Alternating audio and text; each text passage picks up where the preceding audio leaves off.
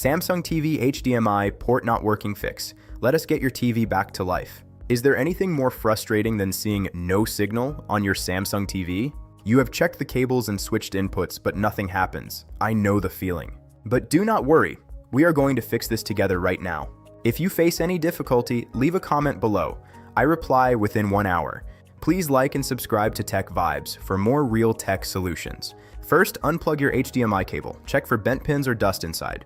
Plug it back in firmly until you hear a click. Try a different port too. Next is a power cycle.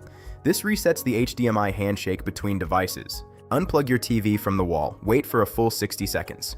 Hold the TV power button for 15 seconds while it is unplugged, then plug it back in. Sometimes the issue is just the wrong input setting. Let us check the menu.